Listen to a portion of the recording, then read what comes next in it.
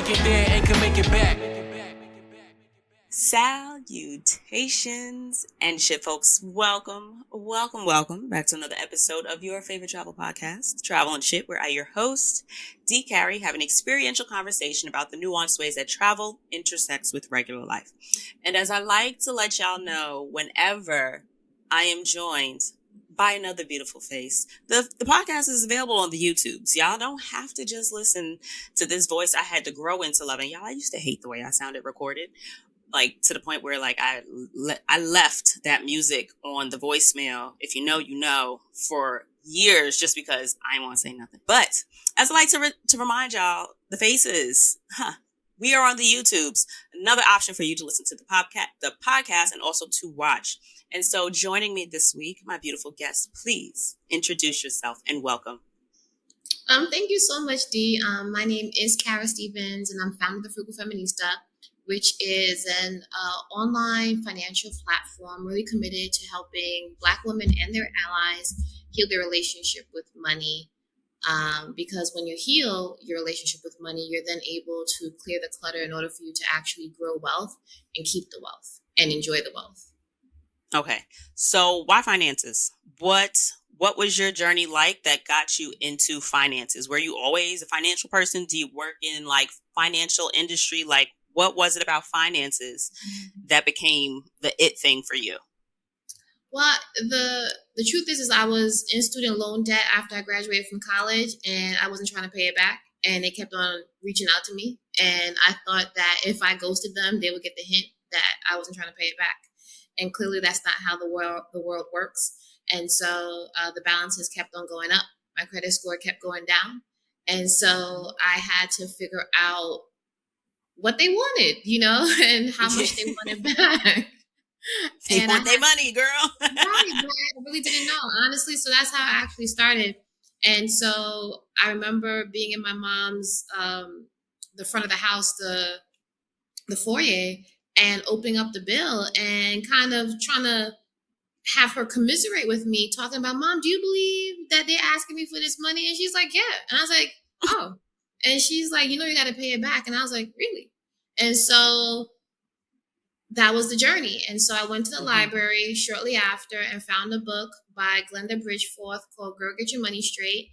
And I was like, wow. Even when I went to the library, I was like, you got money about books? I mean, books about money? And they were like, yeah, over in the personal finance section. And I was like, wow, there's a whole section that I knew nothing about. And the irony was that I studied economics and political science in undergrad, but I didn't know much about personal finance. I knew about world political economies, but I didn't know anything about personal finances. And then so that's how it started. It started as a blog spot, basically asking my girlfriends, did you know you had to pay this money back? Because I know I didn't. So, let me share my journey with you. That plus being single. I'm not sure if your community is familiar with A Different World, but I was a Different World girl, and I was expecting my whole Dwayne and Whitley situation, and I had none of that. I had no job, no partner, no prospects. This was right after September 11th, and so I was like, all this and debt?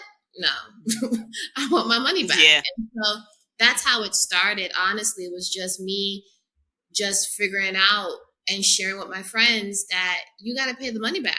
I didn't know. Now you know. I was just sharing and sharing. So question, what was your like personal, I guess more familial experience is a better idea, because that is so, like, I never considered that someone wouldn't consider that they had to pay it back. And it's a very fair point. Like, not everybody has that same realm of information to pull from. So what was your understanding of finances growing up? Did your parents give you an allowance and tell you to save? Or did you end up having to work as a younger person? Did you have to work through school? What was your early relationship with money before adult you had to actually navigate it a little bit differently? Well, my relationship with money was very much positioned and followed my mother's relationship with money. And her relationship with money, at least when I was growing up, was very much rooted in a space of scarcity and fear around money. Not there was never enough money. there was a resentment around having to pay things back or things being too expensive. So Mhm. I can see how that trickled into me not wanting to pay back the loan, but not really being aware of the workings of loans and what they meant. Is definitely a reflection of my childhood, because in general, when money was talked about, it was more talked about in there's not enough, or keep it away from your families, or don't trust men with money, don't trust family members with money. It was more of the emotional components and more of the things that needed to be hidden, or money was something that was a taboo topic in the sense of it created drama in the family, so we tried to avoid it. Or in the sense of my mom, my father having left us, money was a soft spot in terms of not wanting to ask for too much. Mhm. And the only way that money was really not celebrated, but it was seen as a useful tool, was for investing in education. So Okay. you can understand my mom's kind of like, of course you got to pay it back because it's worthwhile. But in other areas of your life, everything should be the cheapest. Or if someone's trying to ask you to pay full price, then it's almost like they're trying to talk about your mother. Do you know what I mean? Because it was something that was disrespectful to do, and something to be avoided. Okay. Do you think that that was like a personal thing, or is that a cultural thing? I don't know if that's something. I don't know what culture or how you identify. Like, would you say that there is a connection in that at all? Yeah, I would say there's a definite connection. My family, I'm first generation American from Okay. Antigua, Okay. from the Caribbean, and it's just not Caribbean people. It's a lot of first generation Americans from other countries. I would say a Mm, lot of South Asian um, friends have said the same thing. Asian friends, even African friends on the continent. Just this idea of having to hoard and pinch and hold on to money, and that spending money outside of education was considered frivolous or looked down upon. And that coupled, as a woman who was now unpartnered, created even like a demotion in status. That mm, my father was a doctor, so that's even a bigger drop in status. That not only is she unmarried, she's raising two kids by herself, but now she's no longer a doctor's wife. And mhm. so I think that that coupled with the cultural piece, coupled with the actual individual circumstances, definitely created that passed down that belief system. Plus, I was also a girl and I was the youngest. So my Mm. mom was kind of molding me to protect me, I guess, in her way from what she thought would be an inevitable part of being a Black woman, when it came to love. And also in America when it came to just having to survive racism and sexism. And to be clear, if y'all haven't picked up on it yet, we're having this conversation about money because for the majority of us, the travels don't come for free. Of course, the girlies are getting, influencer trips or the vacations or family trips. Like, there are plenty of ways to travel for the free. Go y'all. However, for the rest of us, we have to pay for it. And somewhat like you said, I guess your mom imparted that wisdom, that education was very much so something that was worth the cost, but a lot of people don't necessarily think that travel is worth the cost. I Mm. know that for me, one of the things I used to hear in the back of my head was, well, I hope you saving your money. You doing all this run around, you doing all this travel. Like, what's your house look like? What's this look like? Like, you good for this? Or I hope you better not ask me for nothing, or not. So it's just like, on the one hand, it's, you have people that will encourage, your money to be spent on what they think is a good idea or what they think is of value. But at the bigly adult spaces that many of us, I assume my listeners are all adults. First of all, hey to my nieces. Hey, Taylor. Hey, Tahila. Hey, babies.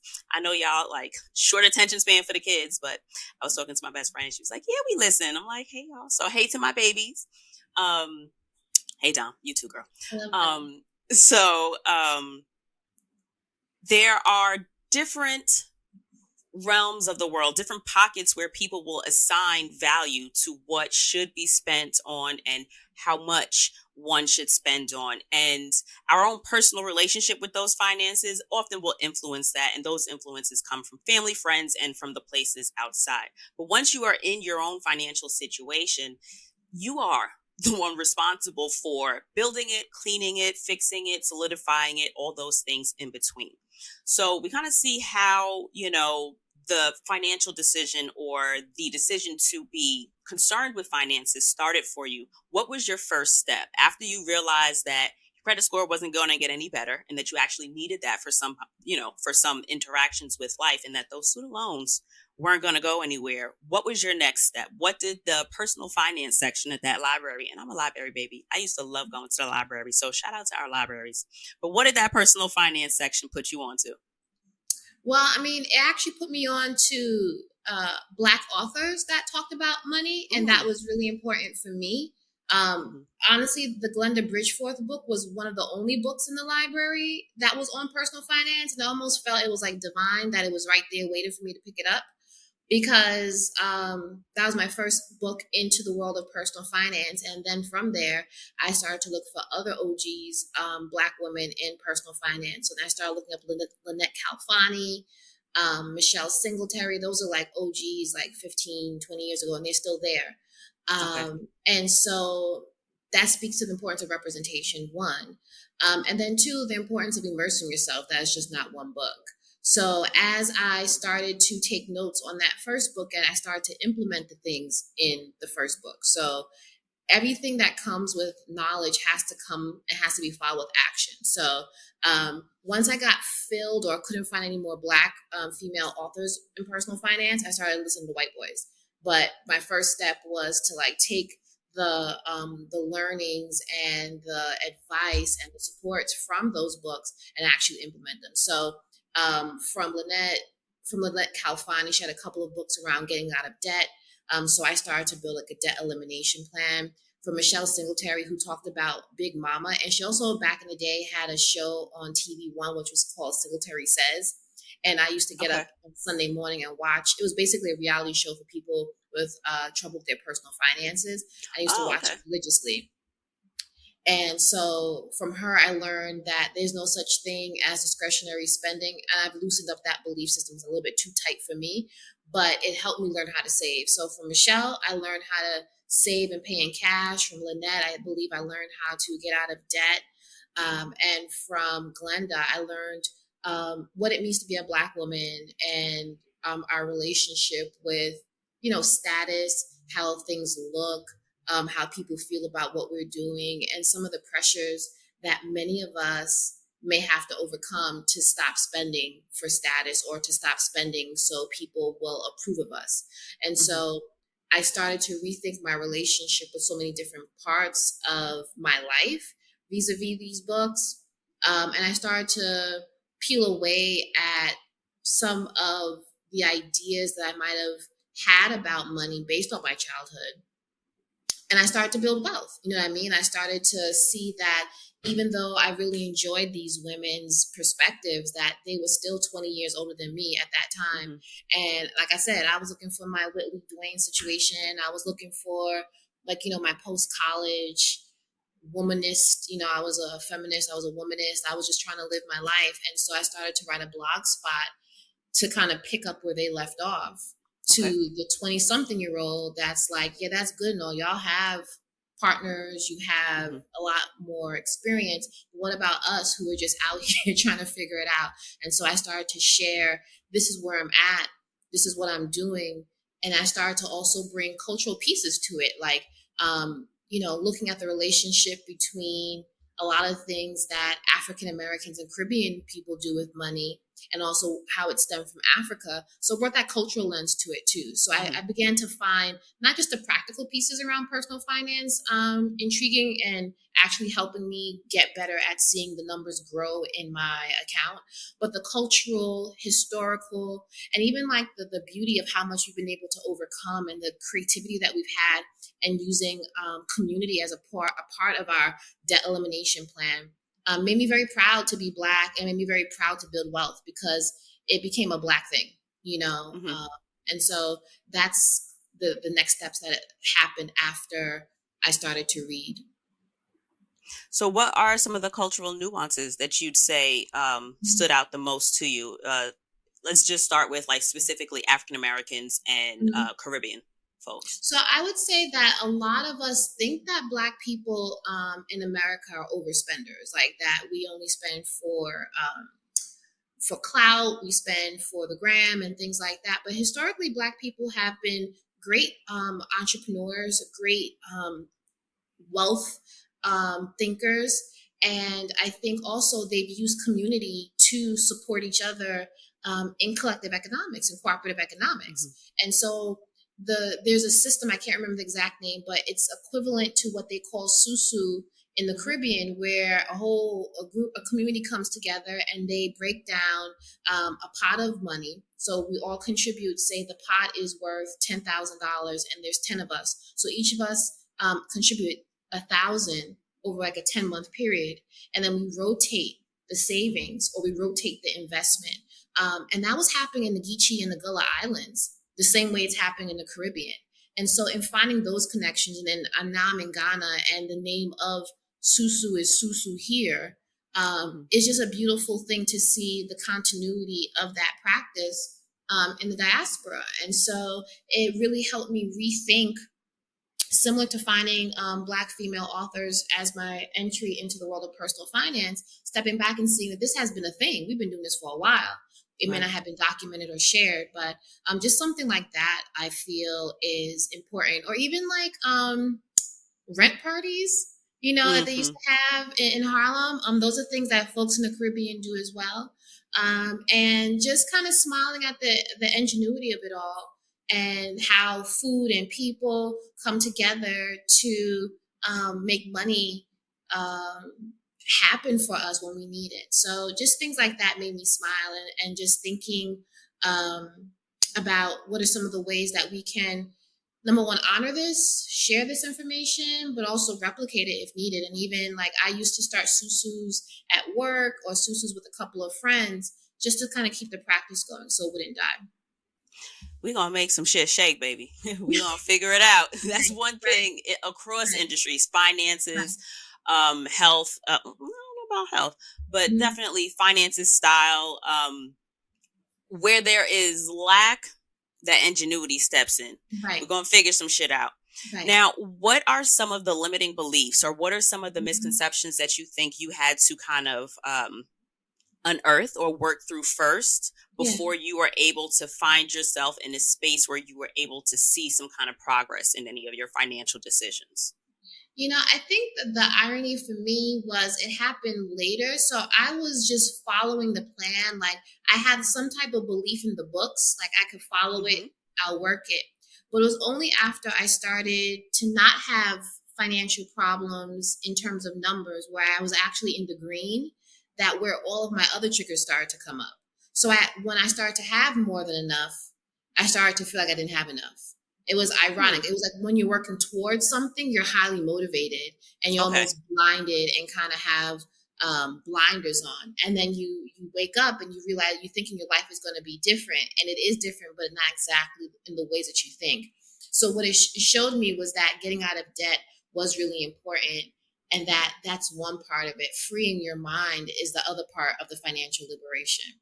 And so some of the beliefs that I had to get over ultimately were that it's safe to be generous, based on all the things I had been taught earlier. Hmm. I had to overcome this belief that there's more than enough. I had to overcome the belief that it's okay to take risks, because I grew up very risk averse. You know what I mean? Like get an Hmm. education so you can get a job, but don't pursue your dreams because you may be poor and broke, and and you Okay. be living helpless and hungry. Versus seeing that an education was just that, to teach you the skills Hmm.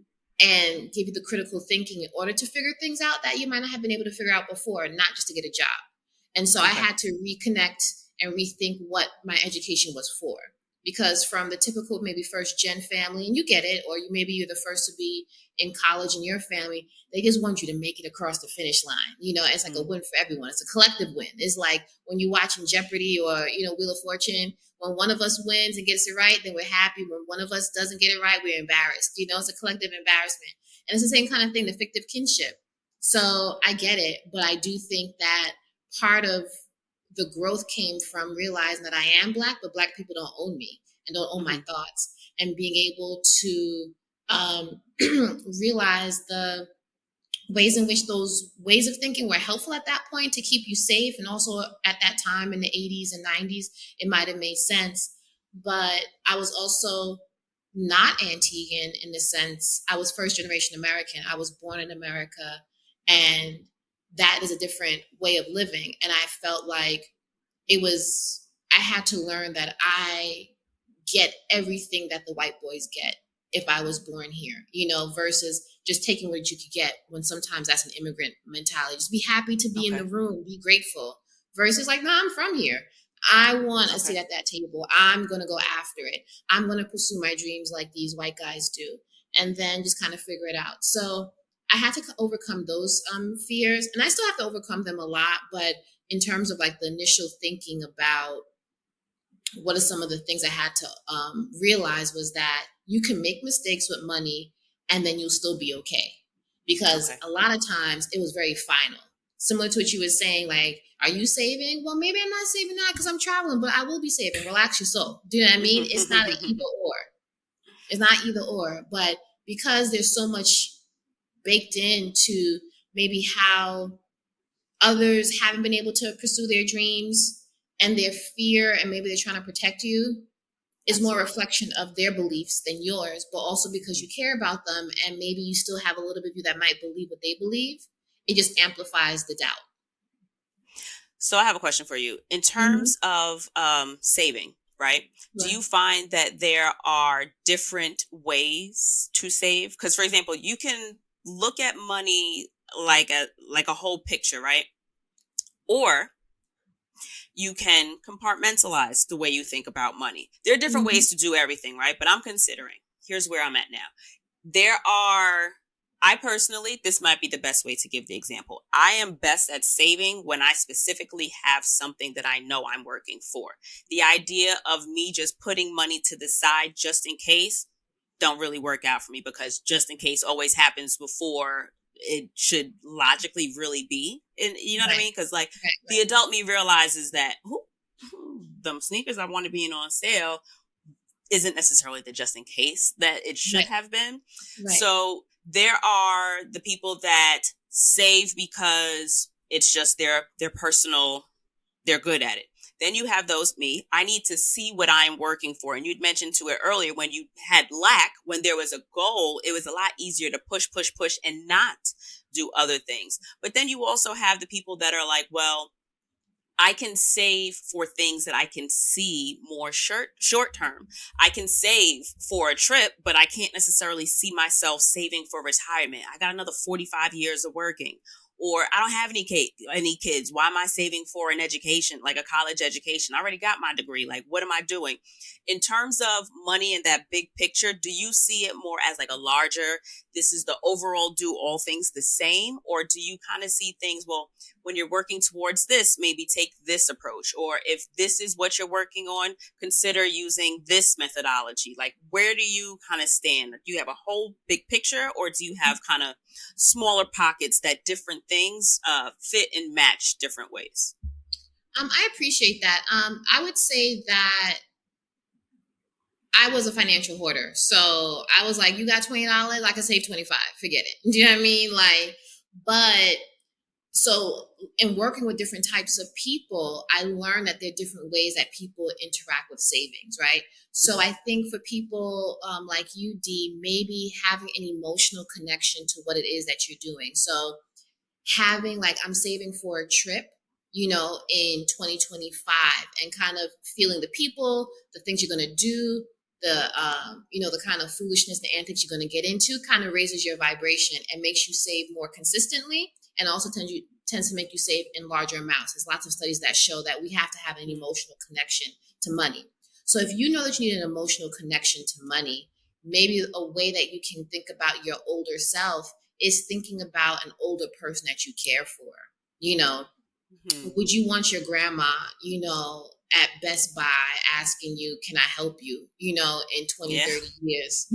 Right? You smiling, but That's a it's good the whole fucking blue way to put shirt, it. right? You see the blue Never shirt would have seen it that way. and she's leaning over and she can't hold up because she didn't think for 45 years that this is where she would be. So maybe having that picture of your grandma, or even sometimes even doing those kind of on TikTok, or those kind of face things to see what you're going to look like when you get old. Sometimes it's hard to connect with your older self because you don't know. But if you actually begin to see the lines and the aging, then you're like, oh, this may be real.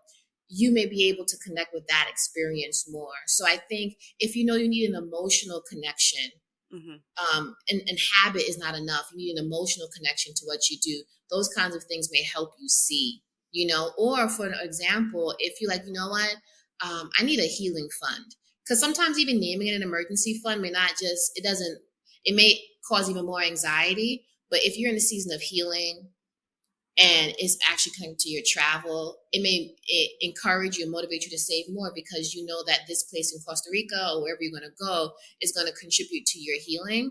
Or even I need to talk to a therapist, or I need to do some Reiki, or I need to do some, whatever it is, it helps you contribute to that more. So I think the idea is visualizing what you're looking towards long term, like making sure grandma doesn't have to be at Best Buy, and no shade to Best Buy, but you get what I'm saying. Yes. And you know what I'm saying? And for those kind of short term goals that maybe encourages you and motivates you to put more and more often, is to actually label what it's for, Mm-hmm. and then kind of use the structures to help you continually stay excited about the savings process. Because I think sometimes the process of saving can feel like a downer if you're putting money that you wanted to spend on something else towards the savings. So I say, don't mix apples with oranges. If you have money that's meant to spend, spend it. If you have money that's meant to Yeah. save it. And I think if you're able to compartmentalize that way, like I'm saving to spend, or I'm saving to save for X, Y, and Z. I'm saving for Grandma Moses, for down the line, then it makes it easy for you to emotionally connect, but then also be able to follow through with the actions. I think also I've found the first step to me being able to save larger amounts it had to be out of sight, out of mind.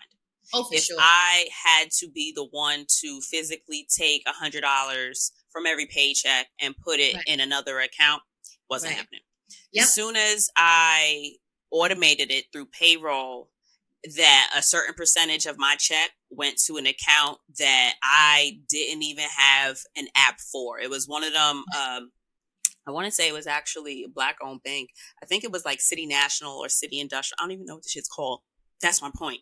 Like I just set it up, filled out the little HR paper for payroll, and it Right. just goes there. And then you log in a year or a couple months later, and you're like, Right. Right. "Now, Right. bitch, we could do something with this." Right. And then you Right. got it. So I feel like if one way don't work, try out something else. Sure. What can you say was maybe the first tangible thing you did differently with money that you were able to see results with? I would say that's a good question because there's so many different things, but I would say Mm-hmm. tangibly, I remember reading a book during my deep kind of immersion phase. And I know you're not supposed to do it, but it felt good to me, was to Okay. close all these credit card accounts that I had because Okay. they were just open for no reason. And I remember closing them and feeling so good. And then my credit took a hit a little bit, but then my credit score went up, Okay. So I think that's not money in the bank per se, but it's my ability to change my financial landscape, and that Okay. my credit score going up reduced my made me a more attractive in terms of my ability to get positive interest rates and things like that. So I would say one thing. I would say another thing when it came to money was when I first started investing as a teacher. I went into a bank and I talked to this financial advisor. I think I was still in debt, But after reading all these books, I was just like, well, they said to invest. And all I got was like $25. Can you change this $25? And he, like, my financial advisor, we've been together since like for like 20 years now. Mm. But he told me in hindsight that he didn't think I was coming back. Man, I came back with my little $25. I was like, I'm ready. I sat down. I was like, what we doing? And then I started to automatically contribute until I could get out of debt. And then I started to add some more. And so that's another thing. And so another thing I did, last thing, is I remember being in grad school and getting back into debt after getting out of my first 2 degrees.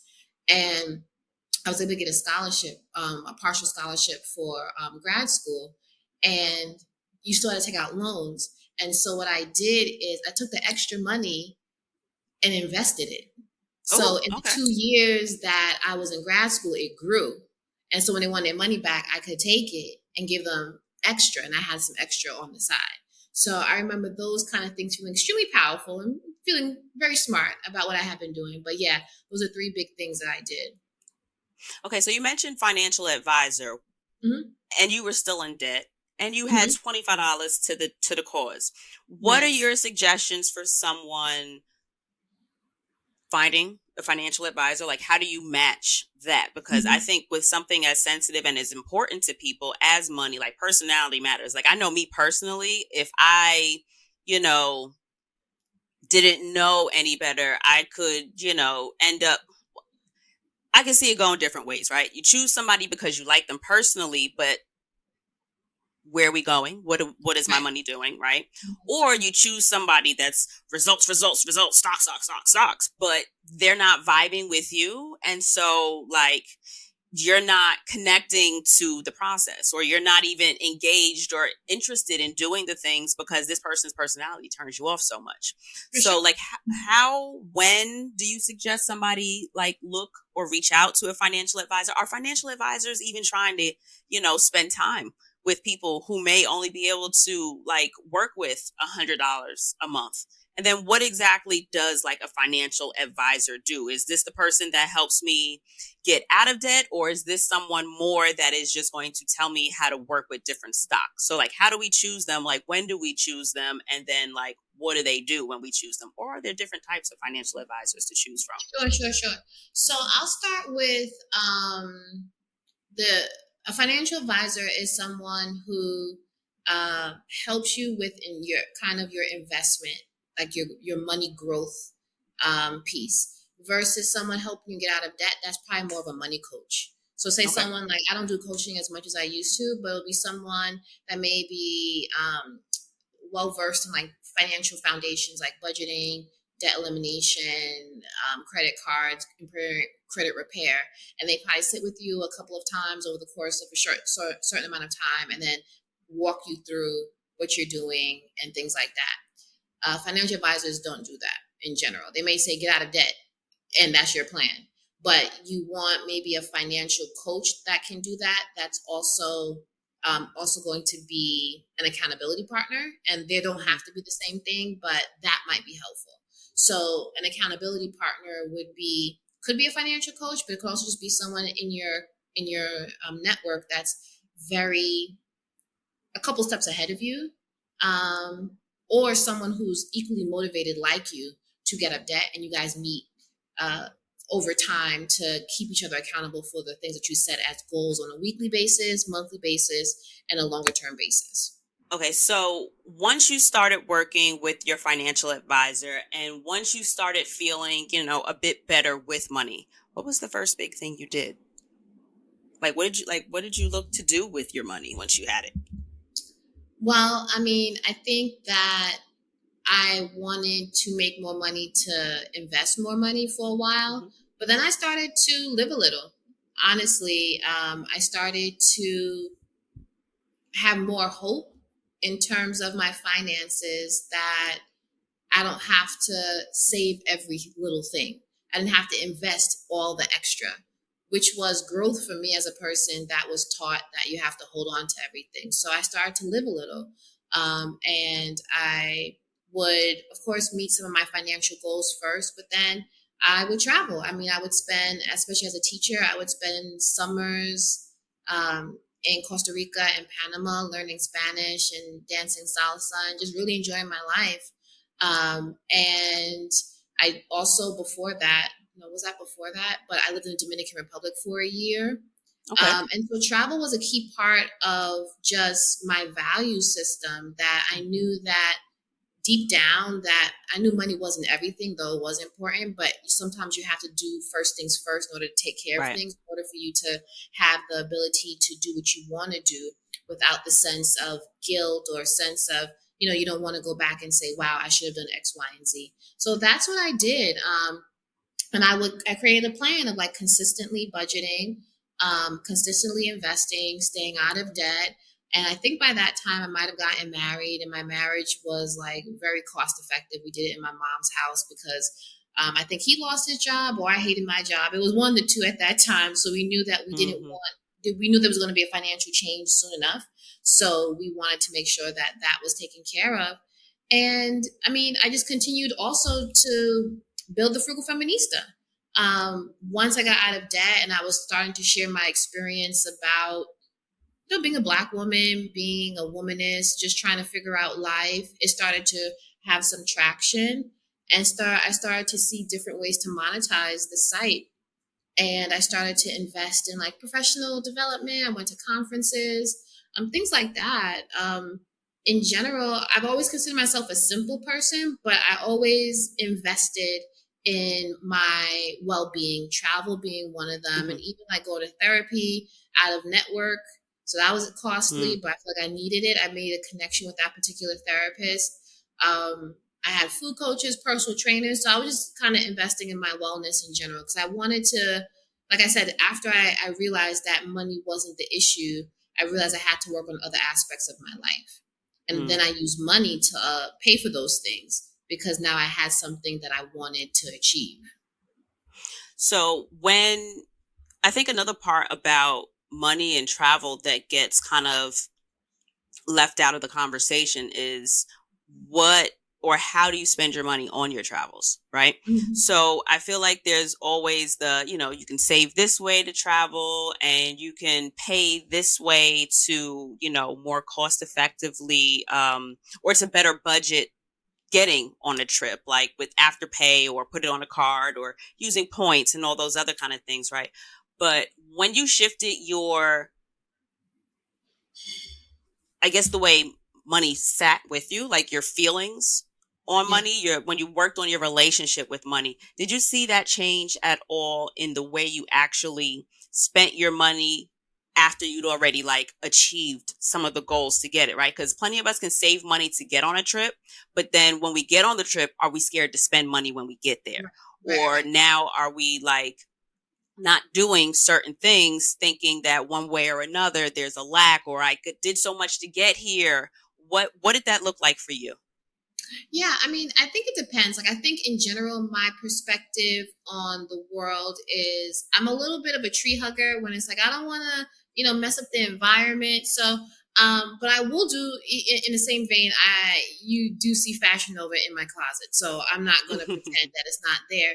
But I try to be conscious of like some of my consumerism. So I may not buy clothes to go on a trip, not because I'm trying to hold on to money, but you didn't see it, no one saw it. It's new to you, it's new to me. I'm wearing it, right? So it's more of those kinds of things. But like, say, like on a trip to like Ghana, I wanted to be comfortable. So I think about I may not get the coach seat, I may get comfort, or I may get first class because it's a long flight. So Right. I budget things like that. So I think about my comfort now. Like I'm getting older, and more importantly, um, long flights, I want to feel fresh when I get to my destination. And sometimes being in uncomfortable seats keeps you in that space of being jet lagged for longer. So I think about that. Like those are kind of ways that I think about. I also think about like, hotels. Like if I'm going to Yeah. stay at a hotel, it has to be a nice hotel. I won't skimp on a hotel. It doesn't have to be the best room in the Right. whole place, but it has to be a nice space. So I would say and I also do things that I want to do when I go to the places that I want to go. Like when I was in Panama, like I took salsa lessons because I really wanted to learn salsa.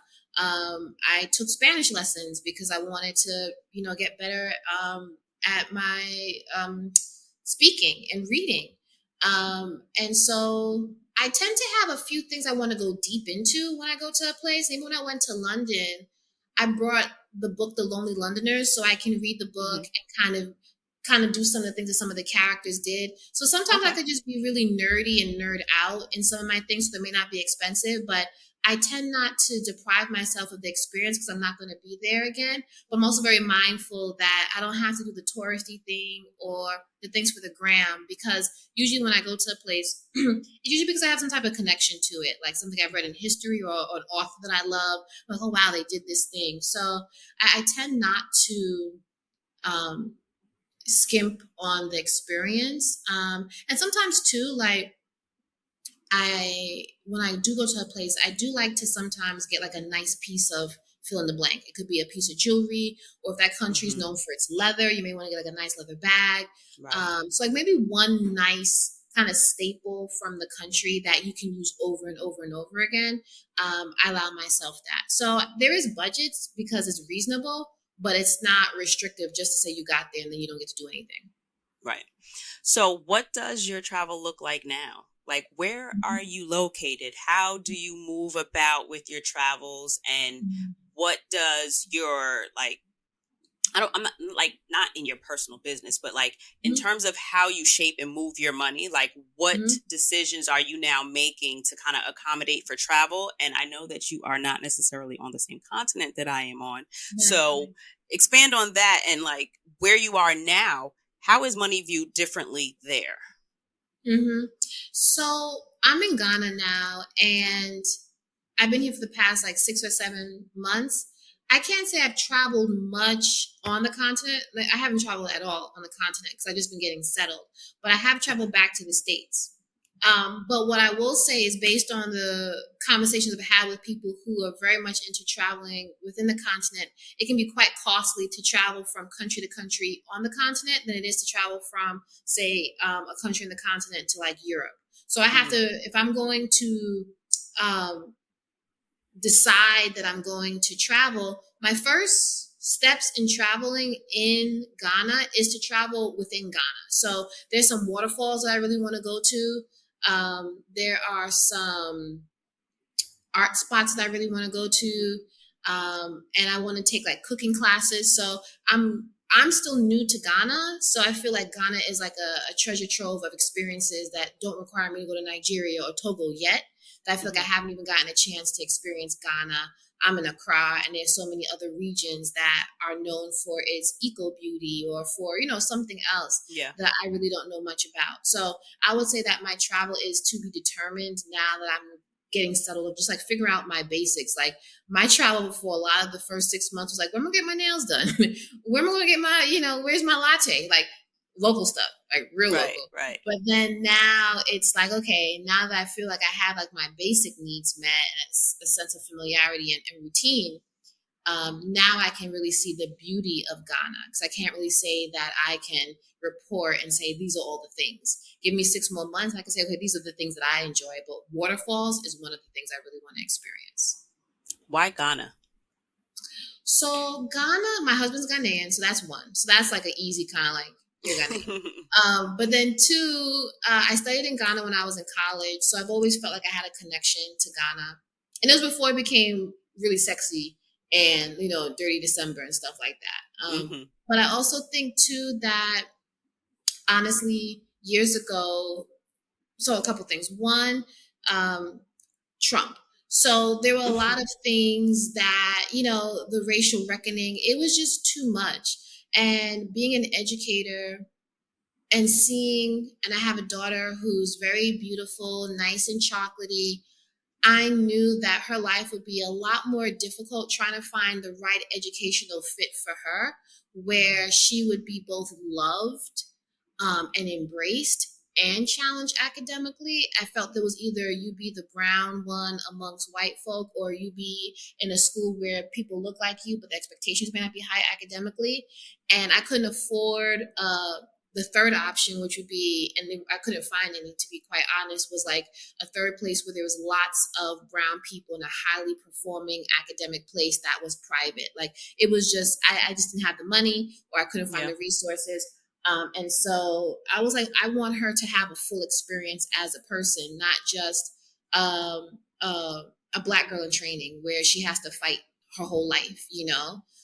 And so I don't want her to be like, I just didn't want that for her. So in thinking about our options, the Frugal Feminista was growing. I was a school vice principal, and I love middle school, and I love my girls. It was a mixed school. It was a co-ed school, but I really took to a few girls. And I got them scholarships, and I got them into a few like the high performing schools. And I was like, my legacy is set. Do you know what I'm saying? They Yeah. got my phone number. They could call me. You know, I even saw one on the bus when I was back in New York. I'm good. Do you know what I mean? It's time for Yeah. me to take a chance. And so all those things combined, Ghana, you know, and we have been thinking about it for a couple of years. And so we were like, well, if we don't get off this bus, we never gonna get off this bus if we don't try now. So there's no guarantee we'll stay forever, but we're, you know, shooting our shot and seeing what happens. So what was that financial shift like? I don't know if you Mhm. heard about it, but I know there was this story on Twitter, and forgive me on the details, y'all, Right. but I want to say it was a Russian family, or no, it was a family. Don't know where they're from. They sold all their shit, and they put their money, if I'm remembering these people's business appropriately, and sent it to Russia because they felt like that was going to be it was some racist shit essentially. So fuck them. Right. But they sent it there and was just like, yeah, we won't have the problems here there. Turns out Russia wasn't with the shits. They was like, so who does this? Freeze. So all their money was frozen, right? And so now they were there. Visas is fucked up. They got to figure something out, but you ain't got no money. So you got to leave to try to come back. But so mess, right? Mess. What financial considerations did you have to really put into the front of mind, or what would you suggest people kind of consider Yeah. before they decide to up and leave? Because I know especially for those of us here in the Right. travel and shit world, Yeah.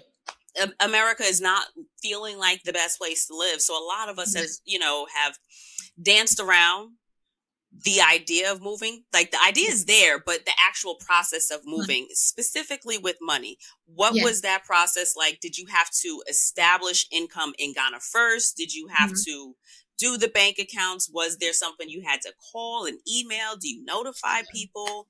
Sure. What Sure. is the money part of it looking like? Yeah, that's a good question. So, Ghana in particular, I can only speak for Ghana. If you think about housing, so in Ghana, you have to pay for your housing in a year in advance. So you know how we do month to month in the States, and you sign a Right. lease and it's month to month. No, no, no, no. They want like the whole year's rent up front. And so I knew that I didn't want to do that. I was like, well, let's just get a house. And so we bought a house, but you need a lawyer. You need someone that's going to help figure out if there's a lot of scams and also cultural pieces of, say, a family member wants to sell you the house, but he didn't get consensus from the other family members. So he could technically take your money, but the house won't belong to you because everybody else in them said this is still our house. So you need a lawyer on the ground to make sure that the house hasn't been sold 3, 4, 5 times over, Mm, so you can actually have ownership. And we had to go through 3 different homes to make sure, with the support of a wow. lawyer, to make sure, yeah, that the house was ours. The house would be, the deed and all the things would be turned over, and that's a pretty lengthy process. So I would suggest that you come visit first, you know, and see if you can establish relationships. And I think even if you can't establish relationships like friendly ones where you can get word of mouth, I think looking for reputable legal spots or legal institutions in Ghana to help with the the moving of African Americans to the continent and getting those kind of referrals and kind of doing a deep dive yourself, that might be the first step just to figure it out. And then actually coming to visit and say, okay, Mm-hmm. is what is being said actually happening? Because there's lots of online on Instagram, like people who are doing lots of real estate on the continent, and some of them are, say, Ghanaians who've lived in the States, so they have more of a connection to African Americans and understand what they're looking for. But even that has to be vetted. So I would say first is just make sure you visit, and then kind of, if you're going to go through some type of agency, vet them and making sure there's a lawyer that can help you kind of get through the process. So that's just one. I would say two, determine your sources of income. So one of the things about moving was I enjoyed my government job, right? Like I was just like, this was steady, it wasn't going to go away. And so I knew in my heart that in order for me to leave, even though I wanted to leave, it was almost like you had to kick me out of the school in order for me to leave, but I knew it was the right thing. I had to save up enough money that I felt would be comfortable for me. Mm-hmm. So I eliminated any extra debt that I had, and I started to beef up my saving. But also I told myself that I wanted to have enough money to invest as if I was still had the full-time job. So I save up enough money where even when I'm in Ghana, that I continue to invest the way I did. I reduced it a little bit, just so I could extend it some more. But those kinds of things, like how much do I invest on a yearly basis? So basically knowing your numbers, like how much do you want to invest by the end of the year? How much do you want to have in retirement? And then kind of backwards plan to figure out how long it will take you to get there. And if you need to accelerate it if you have a date that you're going to leave for, relocating. And I would say in terms of four, especially if you're going to a country like, say, like Ghana, who you really have to bring your own infrastructure. I would say kind of looking at the cost of living. So Ghana, what do you mean by that? So the exchange rate for Ghana is $1 to 13 CDs now at the time of our recording. And in a lot of ways, labor is extremely inexpensive. From an American perspective, I should say. So we're able to have a driver, a cook, and someone come clean the house for less than like maybe $500 for the month, right? Okay. So there's that. But on the other hand, there are a lot of things that can be expensive. Like if you don't want to go to like the local market, something like a Costco may not be equivalent in dollars, but close enough in dollars where your money can go faster. So if you're thinking you're moving to save money, you may save in some places for labor, but you may pay for products, especially since a lot of those things may be imported, right? So I think that getting comfortable with going to local markets, and they still may charge you more because they hear your accent and you're foreign, but it won't be as much. You can negotiate more than if you can just get the set price in like a store. Mm-hmm. So I would think about that. And I also think about bringing your own infrastructure. And what I mean by that is lights go out often. And if you have an online business, which I'll get to as like my next point, you don't want your money being messed up, right? Yeah. Especially if you're still interfacing with the US, and that's like your reputation, that's your money. So thinking about solar panels, which can be expensive, or a generator. So when the lights do go out, you can still have some electricity, especially you don't want to be caught up, like say we're in the middle of an interview and things just go, because lights went out tonight, but I didn't know because we have solar panels. But that took 6 months to come, or 6 to 8 months to come, and a couple of tweaks to install. So I would say, depending on your budget, you need to know those numbers. And I'll say finally, your sources of income. So going to a country where there may not be many opportunities to make US dollars, and that's really important to me, because ultimately I don't know if we're going to go back. And so I'm a money person. So I'm like, okay, well, let me just keep, the Frugal Feminista has grown. So let me just continue to interface with the US as my clientele. Versus, like I said, $1 is 13 CDs. So that means I have to work 13 times as hard to get $1. We're not doing that. So before you come, think about what income will you be able to have? Because if the place that you're going to is, number one, a currency that is not as strong as the currency you're coming from, and then two, the job market isn't that strong, the social services that we have grown accustomed to in the States are not always present in other countries. So in a lot of those ways, you have to kind of use community networks or your own stuff to make that happen. So do you still like bank with American banks, or do you have a Mhm. Ghanaian bank, or Mhm. how do you okay, like how do you So I'm move in your the finances? process. Yeah, so I'm in the process of figuring out my banking system. But what I do is unfreeze like my debit cards. I unfreeze. You have like a travel, like you have up to 3 months to kind of like tell them that you're in another country. So Okay. far, what I do is I use my debit card. I take out like a large amount of money at a particular time, and then I exchange it at a forex place and just kind of do cash like that. Okay. Another thing that I do when I come to the States, I take out as much money that's legal to come with, and I Hmm. kind of use it as is. And because, and there's another thing called Momo, which is like mobile money, where say like I sell books or sell something like, or get paid in CDs, they pay me in my mobile money, and it's basically a wallet, so I can use that. It's like Hmm. Apple Pay, Yeah. or and you can just use that as needed. So sometimes it benefits me to say someone wants to do like some business consulting with me, and I'm charging them CDs because it just works out that way. They just pay me Right. mobile money, and I just kind of use it to my regular spending. Yeah. So um, but when it comes to like our mortgage and stuff like that, we had a loan from the bank here, and then it kind of gets deducted from there. So we do have a bank here, but it's specifically Okay. just for banks for the The mortgage. mortgage. But the place we kept our place in New York, and so our monthly withdrawals, we still have our American accounts that get their withdrawals every month on schedule the same way it was, and we just make sure that the money is there. So Hmm. it's one big thing here though I'm still trying to figure out is the exchanging money can come with a lot of fees. I haven't Yeah. experienced that yet because I haven't had to exchange a lot of money because of the things I just mentioned. But those are things I'm still working on, trying to figure out. What did you do about your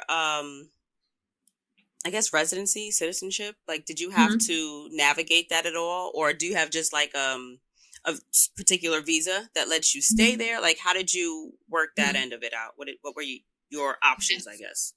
So with Ghana, when you come, you're stamped for like 90 days or 60 days or something. And if you stay past that amount of time, you get like fined, but they're not kicking Okay. you out. You just pay the fine. I have applied for my residency, and it's a whole like day long process with papers and lawyers and things like that. And I've been able to get it. Um, and it's the matter of getting a lawyer to help you through the process. Okay. But I think because I'm married to a Ghanaian, it's been an easier process. But in general, people get their, I'm not a citizen, but I have residency. Okay. So I'm not a citizen yet and I can't vote. But first step first is that I'm a resident, so I don't get the fine or, Hmm. people trying to not kick me out, but like I'm not here when I'm not supposed to be here. And oh, it said, huh, "See you Mhm. later." What was the question? I feel was it? Oh, in terms of buying the house, did you have to work out residency before you purchased property, or because your husband is a Yeah, citizen, he didn't? Okay, yeah, so yeah, that yeah. So effort that. yeah, so I wouldn't be the expert on how do you buy it. I know the parts about what you shouldn't do because we had to go through that process. Hmm. But there are, like I said, places where Ghanaian Americans are coming in droves and even creating like African American communities, which is an interesting kind of Hmm. take on gated communities on the continent. So they're creating their own little communities here through African Americans who are building relationships with Ghanaians and creating these real estate developments. So we out here, and there's like mixed ideas about what that means for community, but um, it's probably a lot more streamlined than it was maybe 10, 15 years ago because Ghana has now become kind of been put on the map for African Americans to as a destination that will be safe, that Hmm. will be inviting and that will be cost effective. Okay. So where can the people find you, and what Mhm. types of offers do you have available? Mhm. So you can find me on Instagram. I'm Frugal Feminista. You can find me on LinkedIn, Kara Stevens. And the offers, I have a few offers. One, I have the book Heal Your Relationship with Money. So if you are kind of in this conversation trying to figure out your finances and want a place to kind of talk about your emotions, and you feel you have a little bit of financial trauma, avoidance, anger, resentment, just a lot of feelings around money that's holding you back from either travel or holding you back from just kind of moving forward in your life, I think that would be the first step to take to read that book. And I have courses, Heal Your Relationship with Money. But my biggest piece too is I'm going to be launching soon uh, a cohort experience Okay. called the Debt Free Society. And that is where you'll get group coaching with me. And we'll have a set curriculum on getting out of debt. But most importantly, is healing your relationship with your debt story. Because a lot of us who are in debt hold a lot of shame. And similar to your relationship with money, but in particular, your relationship with debt, it really, you know, drags you longer into the world of debt than it has to because of the emotions. And so I realized this was a big piece for a lot of women of color, specifically Black women who say want to travel but feel guilty because they have debt. But let's figure out how you can do both, because life is short and you do have to get, and it's best if you get out of debt. So how can we travel and still get you out of debt? It doesn't have to be mutually exclusive. And so I'm really excited to be launching that soon. I'm doing the finishing touches on that. And you can always sign up for my newsletter. I'll leave you the link, D, so you can Mhm. sign up. And you also get the first 3 days of Heal Your Relationship with Money for free. So you Oh, can get a nice. taste of it if you want it. Yeah, so I believe that what I do, I think healing is a vehicle for wealth. And probably similar, you think travel is a vehicle for healing as well. And I think it's important that there's representation of so many of us living well, in our own Yeah. definition of that and having the money to support it. I really love that. Yeah, Travel is so much more than vacation, and yeah, I love having those conversations about this every week. And yeah, finances are more than debt. Finances are saving, finances are spending. There are a lot of different little pockets with which to look at it. And I find the same way I found my pocket and my lens of looking through travel. If you find your lens and looking through finances, you find your way a lot easier. Kara, yeah, thank you so much mhm, for joining me this week. I absolutely appreciate chatting with you. And to yeah. all of y'all, we will see you next week.